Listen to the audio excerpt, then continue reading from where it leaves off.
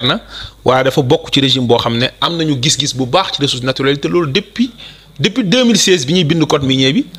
le président de la République Bassirou Diomaye Faye bokk na ci ñu Pastef du ma wax Bassirou Diomaye Faye parce que du moom kase. waaye bokk na ci ñi si contribuer bu baax ak cadre Pastef yi boobu man duggaguma Pastef boobu maa ngi licence 2 waaye dañ lay wax ne la Pastef bokkoon na ci ñu doon participer ci travaux yi pour ñi bind code minier bi bëri na lu ci baax loo xamante ne ay idée wu ay responsable Pastef lañ te ñoom bind nañu seen xalaat en tant que haut fonctionnaire mais ay sénégalais yoo xam ne bëgg nañu réew mi jëm kanam te loolu 2016 la ko Pastef defoon. donc vision bi mi ngi fi comptoir or wala loolu bokkul seen émission yéen bu nekkee bokk na si ngeen xalaat réew mi am comptoir oram. mais bien sûr loolu l'économie aurifère il faut que ñu penser ko dans sa globalité. moo tax d'ailleurs am na quelqu'un ko mën a wax yaay Petrosen du secteur minier je lui dis non je veux être la Petrosen mais à la fois la SAR. parce que mën naa intervenir en amont comme en aval. or bi il faut positionner le Sénégal comme un nœud aurifère. te loolu il faut renforcer dispositif wala teg dispositif buy tax ñuy mën a affiner wala ñuy raffiner l'or sur place. te loolu ñi ci war a liggéey dinañ ci liggéey li jëm ci comptoir yi ngay wax parce que or bi du exploitation industrielle rek mooy usines yu mag yi y a ce qu'on appelle l'exploitation semi-mécanisée am na lu ñuy wax l'exploitation artisanale. exploitation artisanale boobu ñu ngi koy estimer environ 6 à 7 tonnes d'or am na suñuy wax 5 tonnes naka ngay fexee ba capter ko parce que au-delà de artisanaux yi ñëngatu ci or bi nga xam ne am na si ñoo xam dañuy organiser wu en GIE dafa am ñeneen ñoo xam ne parce que am na ay sénégalais yoo xam ne foofu responsabilité état la seeni maam seeni fukki maam ci ginnaaw ñu nga woon foofu di gëstu or ñooñu mënuñu ñëw tey war a soxla suuf si même su dee amuñu yenn moyens duñ ci accéder ay ñeneen war ci mën accéder rôle état mooy organiser leen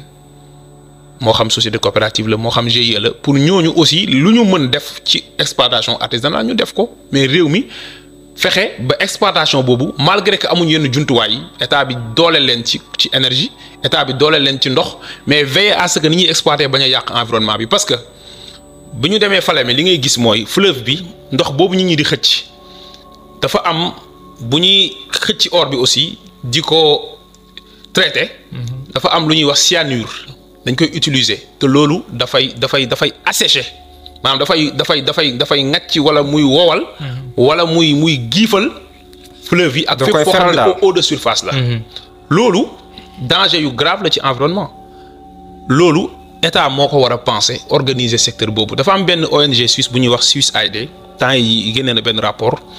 boo xam ne dafa estimer ne lii génn ci ay flux illicite parce que li may wax nii sax am na ci lu illicite ñoo xamante ne peut-être dañoo formaliser wul mënu ma leen tuddee illicite mais état mën na leen encadrer expliquer leen fii nañuy jaar et cetera te loolu rôle état la balaa ñuy parce que man je suis pour la prévention avant la répression mais am na ay flux illicite yoo xam ne c'est de la contrebande di jël ay oru Sénégal di ko génnee bitim réew di ko yóbbu bitim réew muy dem ci yeneen dëkk sénégalais di fa dem di wëri or loolu mi ngi toll en Afrique selon ONG boobu 450 tonnes d'or 450 tonnes d'or mu nekk alal bu jéggi dayoo boo xamante ne day quitter si suñuy territoire di dem ci yeneen dëkk di yokk seen koom-koom. si lu jaarul yoon te jaarul yoon mooy les flux illicites loolu nag. responsabilité suñuy état yi la te li koy jëmmal te le ministre des forces armées waxoon ko le ministre de l'énergie et du pétrole et des mines Birame Souleye waxoon ko le ministre de l'environnement wax ko le ministre du travail wax ko ñëpp mooy il faut coordination am parce que zone boobu noonu muy Falémé dafa nekk zone bu frontalière ak Mali Guinée mu ngi suñu côté naka dañuy fexe ba état yi ensemble ñu ànd liggéey stratégiquement xool suñuy ressources naka nañ ciy jëriñoo loolu jàpp naa ne volet bu am solo la ci li ñu war a jëm. voilà d'accord yaa ngi woon ci perspective bi ma lay dagg. voilà merci yaa dugal mbirum or bi. waaw c'est-à-dire. li jiitu mooy. gestion optimale de la participation de l'État dans les sociétés minières. c'est-à-dire état bi fépp fu mu am participation ci société minière sénégalais yi ak état bi ci boppam dafa war a xam ci ñaata la toll te loolu état bi xamagu ko ci ñaata la toll en réalité moo tax ñun dañu bëgg dès cette année. ñu publier lu ñuy wax le rapport d'évaluation de la valeur de la participation de l'État c'est-à-dire fépp fu état bi am participation ci société minière ci concession ñu ne lii la toll fii la lii la war a toll ci alal. loolu dafa am solo. li ci tegu mooy ci gestion optimale boobu naka ngay fexee ba part boobu noonu nga valoriser ko de façon quantitative 10% la ban pexe nga war a teg mu ëpp loolu point barre. Valorisation qualitative ñun loolu lañ ko tuddee en tout cas sous notre magistère à la SOMISEN naka ngay fexee ba nga jot ci mais mu yokk sa poids sa influence dans les concessions te loolu ni muy yokkee sa poids ak sa influence nga fexe ba ensemble yow ak ñi nga bokk ak liggéey boobu noonu ngeen fexe ba dooleel état du Sénégal pour li ñuy produire nga orienter ko vers les besoins du marché du Sénégal te loolu dafa laaj taxawaay dafa laaj jël responsabilité mais dafa laaj waxtaan dafa laaj stratégie dafa laaj expertise loolu mooy premier axe bi. beneen axe bi mooy naka ngay fexee ba mines yi soutenir la souveraineté agricole soo demee Maroc dafa am société nationale bu ñuy wax OCP en tout cas 95% wu capital bi état marocain moo ko yor mooy l'office chérifien des phosphates ñoo yor 70% des réserves de phosphate dans le monde OCP ñooy premier exportateur mondial de phosphate d'acide phosphorique. te muy jógee ci phosphate bi ak engrais nga xam ne ci acide phosphorique bi lay jëlee buñ boo ko booleeg potassium bi ak urée bi loolu li ko indi mooy état bu stratège nga xam ne fexe na ba pour mu am souveraineté alimentaire wala boog li ëpp lu muy bay lu muy dundee mu jëlee ko ci bayum réewam muy souveraineté alimentaire loolu pour nga am ko il faut nga maîtriser les intrants mooy jiwu yi te jiwu yooyu intrants yooyu noonu il faut nga am maîtrise sur les engrais te loolu phosphate moo la koy jox tey Petrosen day dem vers la production durée à partir du gaz te phosphate bi NPK la potasse bi la urée bi nga xam ne day jugee ci gaz bi ak li nga xam ne mooy acide phosphorique bi ñett yooyu le phosphore loolu mooy engrais bi est-ce que dañu war a toog rek suñuy phosphate di alimenter bayum yeneen puissance te du ñu dem ci suñu mbay mu alimenter ko ñu dem sax bay alimenter la sous-région. beneen bi mooy dolomites yi li ñuy wax les dolomites boo demee Matam nga mun ko fa mën a fekk naka ngay fexee ba loolu mën la soutenir dans ton agriculture loolu kon dañu jàpp ne ñun sous notre magistère selon le principe de l'état opérateur dañu war a fexe ba suñuy ressources minérales soutenir l'agriculture pour atteindre l'objectif de souveraineté alimentaire loolu mooy deuxième volet.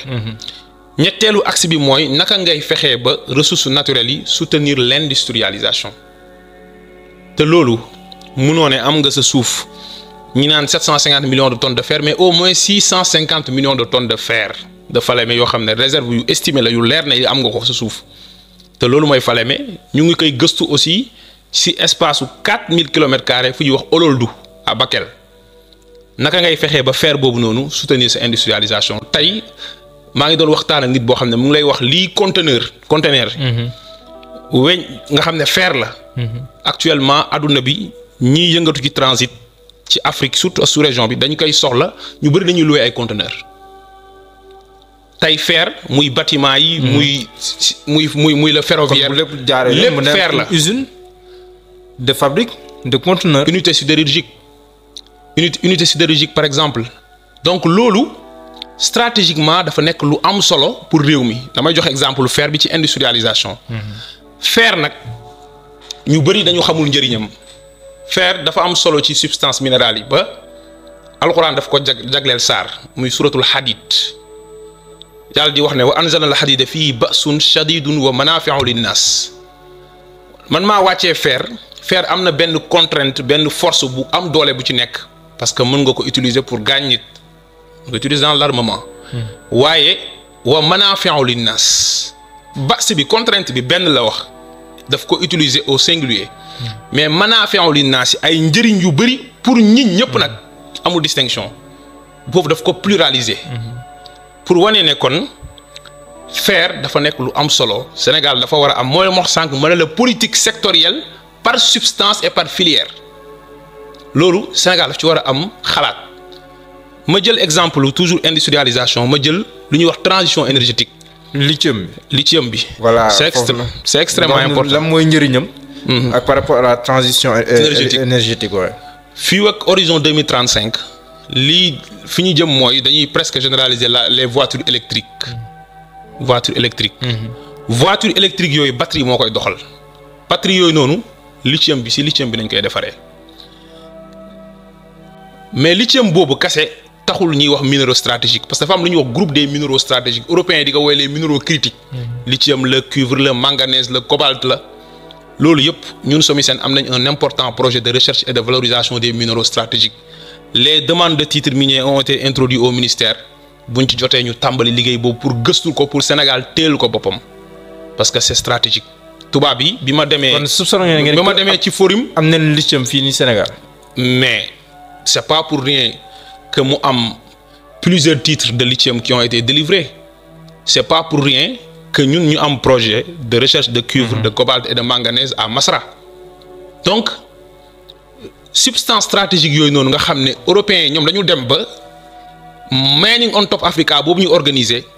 bokk na ci leen tax ñoom ñu ñëw fa ñoom tubaab yi surtout Union européenne mooy fexe ba sécuriser seen approvisionnement ci minéraux yooyu nga xam ne ci transition énergétique dañ ko soxla ci substance yooyu maanaam ci ressources yooyu Sénégal naka la war a positionné yooyu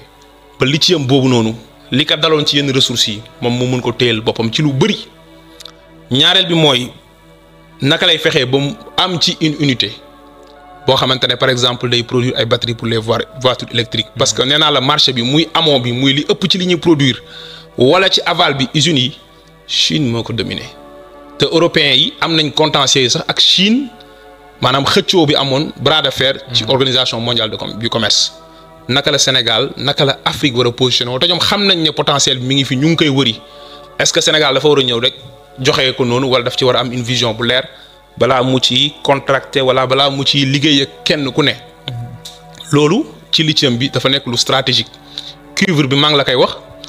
marché mondial bi demande bi à l'horizon 2030 dina jugee ci 12,7 millions de tonnes jëm ci 80 millions de tonnes xoolal différence bi boo jëlee manganèse la demande mondiale dina jugee ci 1,6 million de tonnes jëm ci 7 millions de tonnes à l'horizon 2030 loolu est-ce que ñun dëkk africain dañu war a toog rek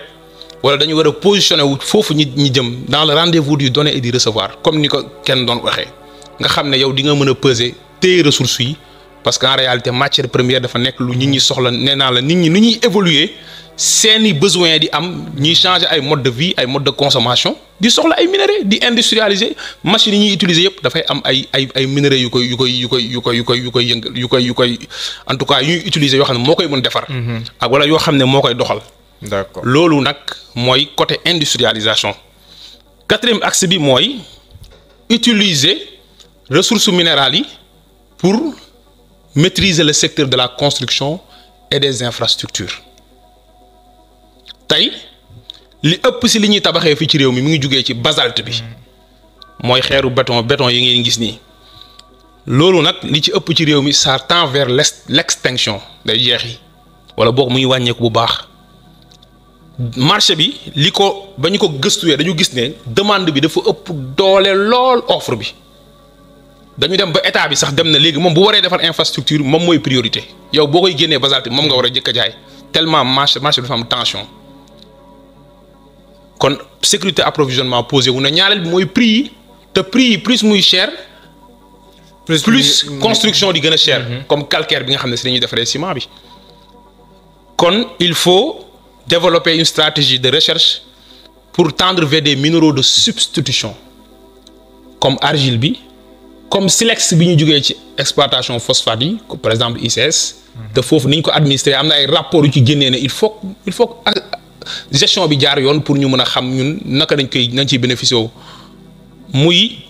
grès bi ak leneen ci ay matériaux de construction yoo xam ne mun nañu ne lii mun nañ ci tabax yoo xam ne d'abord comme li ma wax bu ñu bëggee tabax dinañ am matière première bi. mais matériaux de construction bi.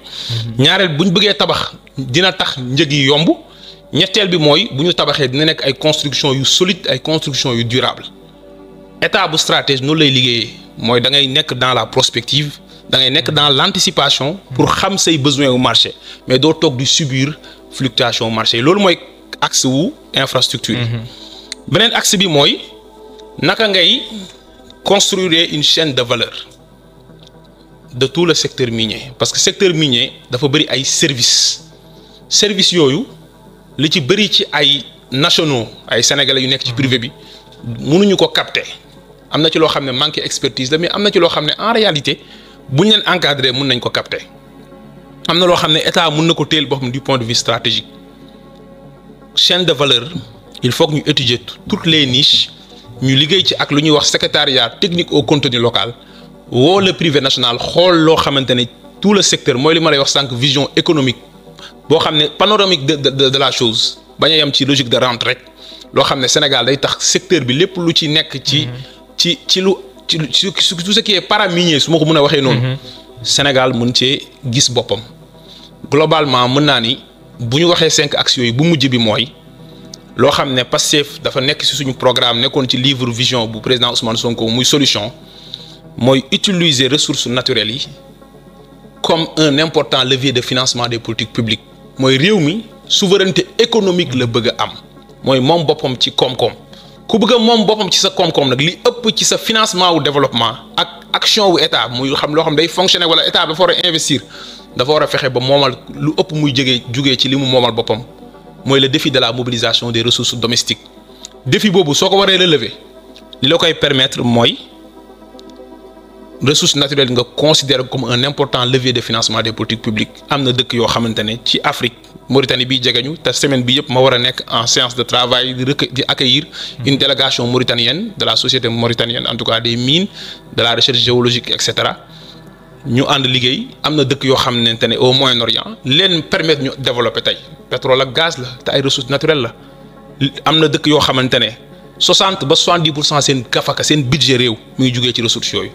donte xam nañ ne dépendance bi baaxul ndax bu prix yi wàccee sa réew am problème si déficit waaye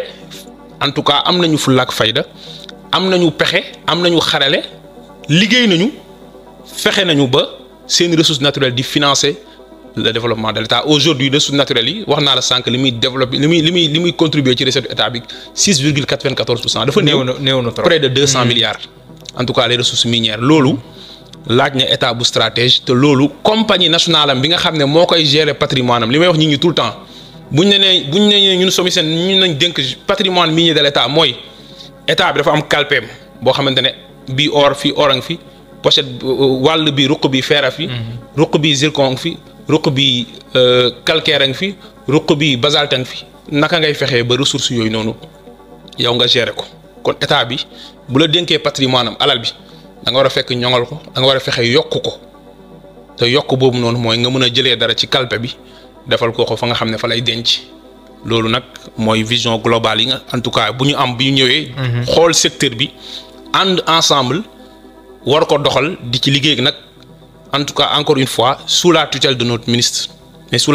en tout cas la vision du gouvernement nga xam ne mooy conduire la politique de la nation. war cee liggéey ak sénégalais yi. te on ira vers un plan stratégique boo xamante ne dina décliner loolu yëpp avec des actions bien identifiées et un dispositif de suivi évaluation. sànq bi.